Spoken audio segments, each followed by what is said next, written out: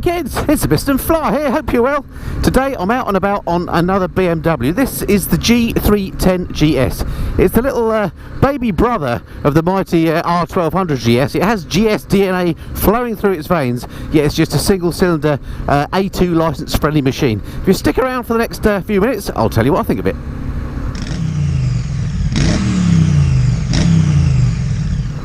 So these smaller capacity bikes that BMW have started to make now were announced some time ago. In fact, I think it might have been announced back in last year's November NEC show. I think I was reading about them around about that time, and there's a number of these bikes. The G310R, which I rode in about April, May time, and I really liked, and this, the little the baby GS as I'll refer to it. And the G310R has been around for a while, and it's been I think a pretty successful bike for BMW. I really enjoyed riding it, and so I was really keen to have a crack on the GS, being a GS fan as I am, and today is my first chance to do so. And I have to say, the first thing that strikes you as you jump on this is just how GS-y it feels. I don't know if BMW have purposely done it, but that sort of golden triangle of hand position, backside position and foot pegs, they've got exactly right. It feels really comfy on here. It feels completely different to the G310R when you're riding it, and in that you're in a very upright position. Of course, it's an upright bike, but your hands are significantly wider than they are, or as far as I remember, on the G310R, and they feel a lot sort of further back as well. It really is a comfy place to be.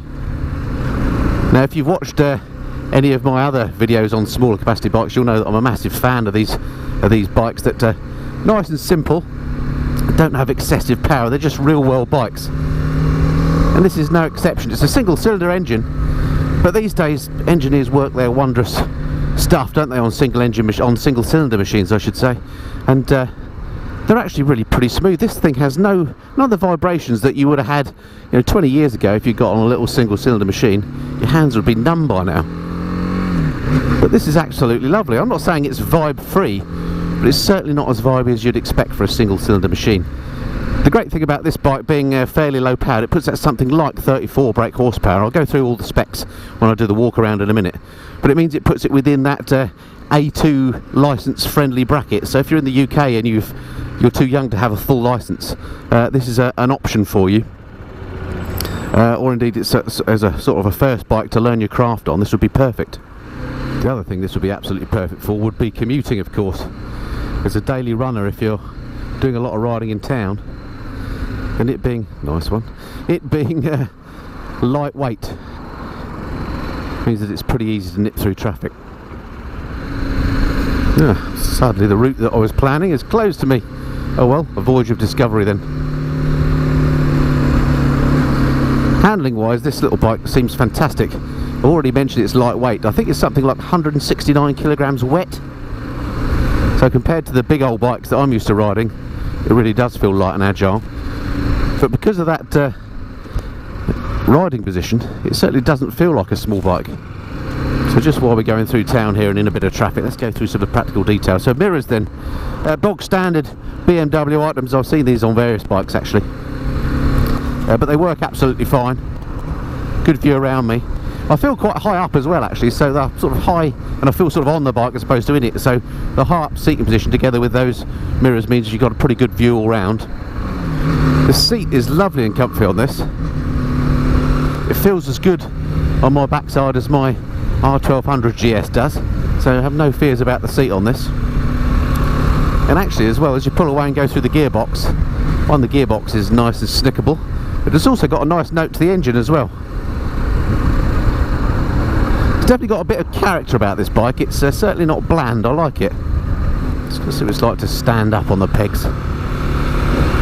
Yep, the pegs are in a spot that makes standing up perfectly doable.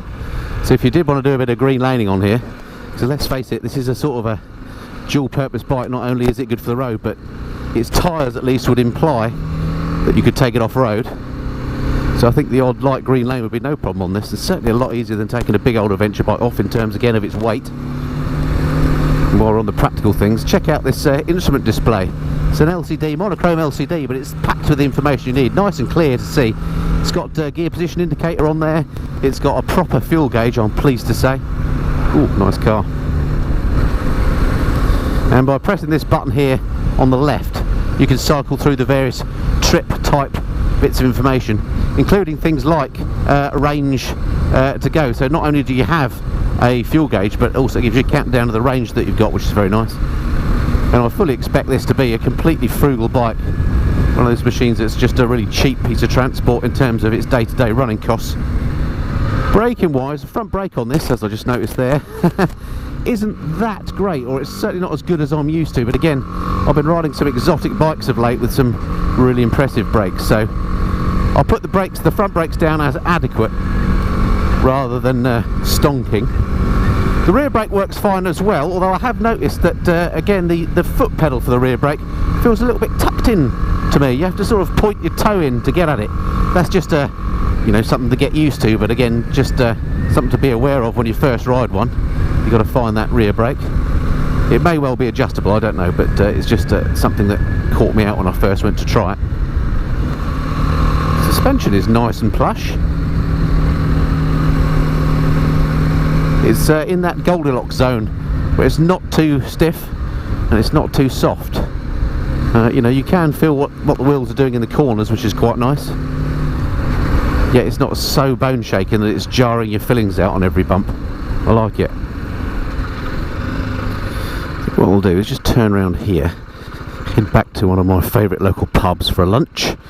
Not for lunch though. I'm going to head back and do the walk around and just show you this bike, because to me, one of its top features is its kind of funky styling, and I think that's what makes this bike stand out for me over and above some of the other bikes in this sort of category. So I've ridden the Duke 390, which I loved. I already mentioned the G310R, which was a great bike. There's also others in this category like the Kawasaki Z300, all great little bikes, but this one just brings something new to the genre, and it's got this sort of off-roady styling. So up here on the left is a pub that I used to frequent quite frequently back in my working days for a Friday lunch, which I think will be a good place to do a walk around. In fact, let's just stick her in this front bit. Perfect. Ooh, off-road too, look at that. This should do nicely. Okay. Chunky little stand. Bingo. Right, here we go then. The G310GS. What a cute little bike. And I quite like it. It's in this sort of almost BMW Rally-esque paint scheme. Comes in all sorts of colour schemes. The red one actually really does then look like a proper GS. In quotes, proper GS. I mean, this is a proper GS. But you know what I'm saying. Anyway, so there she is. Splendid looking little machine. Let me get my specs out, get the phone out, the other camera, and I'll tell you a bit more about the bike. Right, here we go then. The BMW G310GS. So I'll just talk you through the specs then. I mean, it's a very simple little bike, which actually I like. It's a single cylinder 313cc engine, as I say, 4-stroke machine. In fact, if I come around and show you the engine, there's something pretty special about this. Down here, look. So can you see that the exhaust port is actually at the back of the cylinder, which means the actual exhaust run itself is much shorter. In a way, it's what some people describe as the engine is put in back to front, although to my mind it makes more sense to have it that way. Perhaps that's the right way around and everything else is the wrong way around, but that's one of the clever things about this bike. They've packaged it that way around. It makes things obviously lighter, simpler to engineer. Why don't more bikes do that? I don't know. Anyway, there we go. In terms of power, puts out, well, the website, it says 25 kilowatts. I checked that out. That's 34 bhp in old money. So, as I say, it comes in as an A2 friendly bike if you're in the UK. Puts out 28 newton meters of torque at 7,500 RPM. In terms of things like the brakes, I mentioned the brakes just now. The front on this didn't feel that great. These are actually pretty good brakes. These are the Bi-Bray ones, which are sort of the low-end Brembo brakes, if you like. It might just be that this is a new bike and they're not just worn in yet. So, as I say, adequate, but not amazing stopping power yet. But it might just be that it has to bed in. On the rear, I think we've got baby Brembos as well. Just check out. Yeah, there we go. Just a single piston caliper on the rear, the baby Brembo.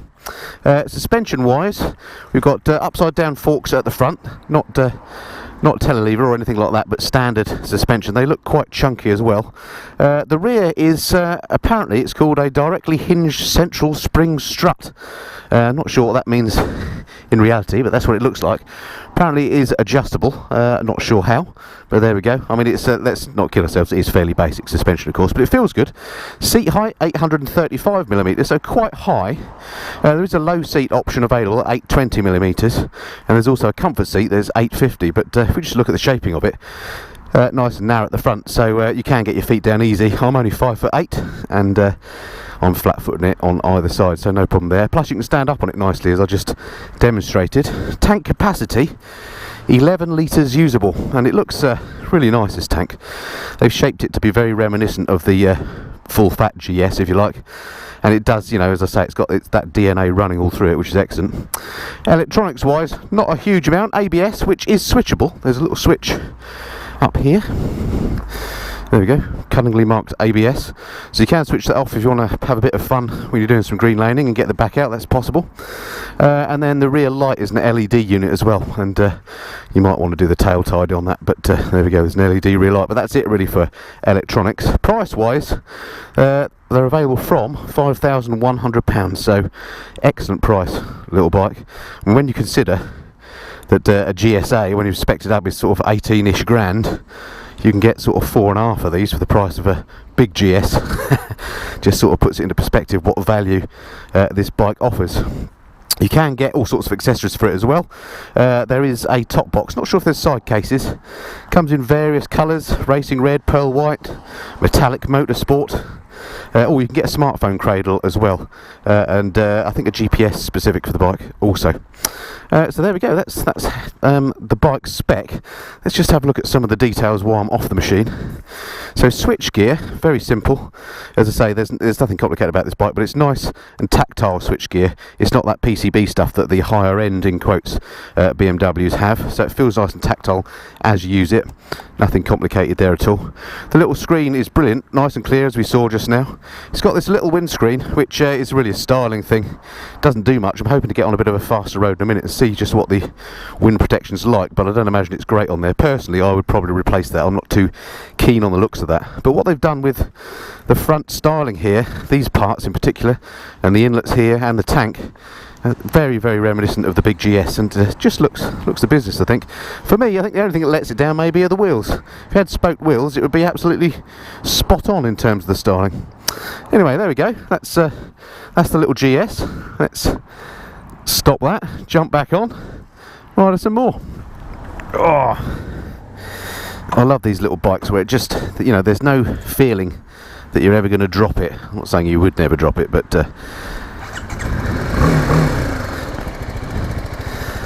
you don't have that in the back of your mind all the time like you do on the big machines. Okay, well, that's nice to see the feathers again. Gosh, I haven't been here for many a year. This pub just opposite there, that's Clifton House, which is a sort of an infamous stately home. I'll let you look up why it's infamous.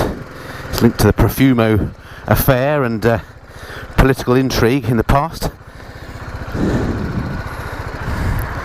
And suddenly, just as I'm ready to pull out, it gets busy. Let's go for it.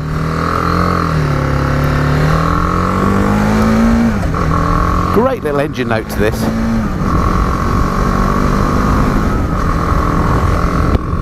Just an eager sounding machine, an eager feeling. I'm really struck by this riding position, it's great.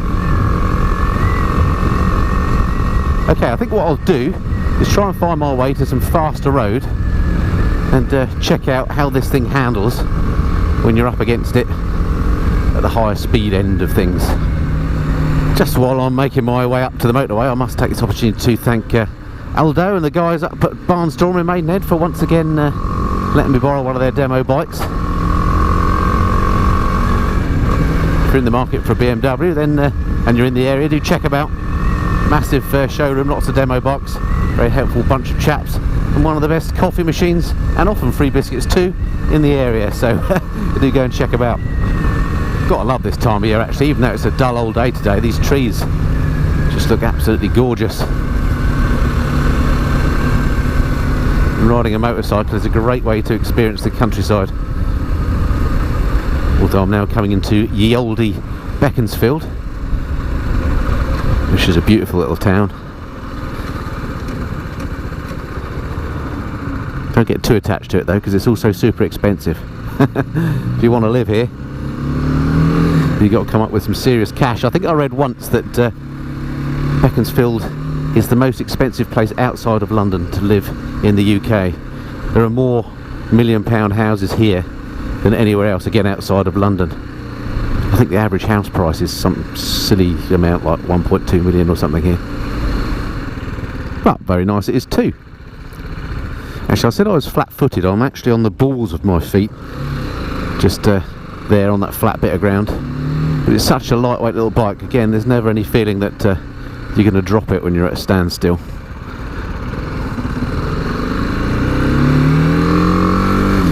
So she is quite a tall motorcycle, but not intimidating at all. There's nothing difficult about riding this whatsoever. The gearbox, by the way, is nice and positive. Clutch is quite stiff, not a problem, but massive lever on here as well. Good bit of leverage. And everything works as you'd expect. Right, almost up to the motorway for a bit of faster riding. The other thing to note about the little baby GS is that it's made in India. Now, I only mention that because for some people that seems to be an issue, but for me it absolutely isn't. There is nothing wrong with the build quality of this machine at all. There is no way a company like BMW, which has built its reputation on having quality machines, there's no way they're going to stick their badge on a bike that is anything less than top quality. So please don't let the country of manufacture be an issue to you, because you'll be missing out on a great little bike. Right, let's give her a try on the motorway then. See how she fares in some faster traffic. Now, of course, motorways aren't the typical place that you'd ride a 300cc bike on, maybe. But occasionally you have to, don't you? So let's see how she does.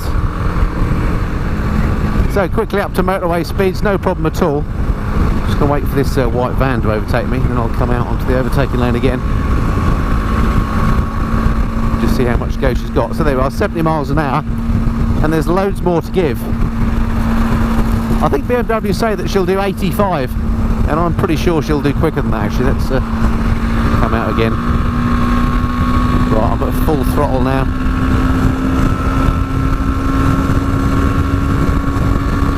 And just for test purposes, there's an indicated 85, 86, 87. So yeah, she's got loads more. I'm going to slow down because I don't want to be breaking the law, obviously. But yeah, motorway speed's no issue for her. In terms of wind protection, this little screen basically does nothing. Assume it's like a naked bike to ride and you won't be far off. Although to be fair, I haven't got, I'm not getting loads of turbulent air on me, it's nice and smooth. And I'm not feeling wind blast much below shoulder height, so actually this frontal area does do a reasonable protection job. So if you had a daily commute to work that involves some motorway, then this bike certainly keeps up with motorway traffic. Now I'm used to riding my little 250, my Honda CRF, and I hate going on motorways on that because it weaves all over the place and I'm flat out all the time and I struggle to get to 70. But this absolutely doesn't struggle to get to 70. This is well capable of keeping up with the traffic. And indeed, overtaking the odd white van going uphill. How about that? So many white vans. It's my lucky day. So there we have it then. That's pretty much it for my initial impressions review of the BMW G310GS. And I have to say my initial impressions are extremely favourable.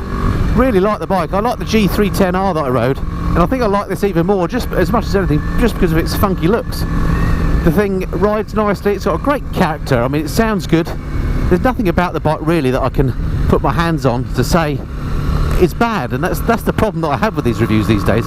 All bikes are pretty good, aren't they? If I was to be really nitpicky, then I think, for me personally, I'd say that the wheels look a bit cheap. But then, you know, it is a cheap bike and these things are built to a price. I think all the bikes in this sort of category have very similar wheels, so that's not really a significant factor. This little windscreen, I think I'd probably change that out, maybe get something a little bit bigger to offer a bit more wind protection when you're on the motorway. But again, I'm being really picky here. And the brake lever, Takes a little bit of getting used to because you have to sort of go pigeon-toed at it, but that's the foot brake, I should say. But again, that's not really a major gripe at all. I'm just really splitting hairs here. I know what a lot of people are going to ask. It's do I prefer this over the 390 Duke? Oh, hello, big GS. Hello, brother. And the answer to that is I'm not sure. I think the 390 Duke is more of a sort of a hooligan bike. If you're going to be hooling around the lanes and you like that sort of look, then that's the one to go for. It's a fantastic bike. But this bike beats the Duke on its comfort. If you actually want to travel places on a bike and use it for commuting or going to work, whatever, on a daily basis, then this is probably the better bike. They've actually got the ergonomics of this absolutely right. As soon as you jump on it, you think, wow, this thing is comfortable. So in that respect, it's a better bike. So I guess it depends. It comes down to what you like the look of, whether you like the sort of naked, funky look of the 390 Duke, or whether you like the more adventure-style GS-y look of this one. And then what you're going to use the bike for. But really is a terrific little bike. So I hope that's been of some interest to you. Really thrilled to have ridden this now. I've been wanting to ride this for ages. And if this is the first time you've seen one of my videos, then it'd be great to have you along. Thanks for sticking along to the end. Do hit that subscribe button if you've not done.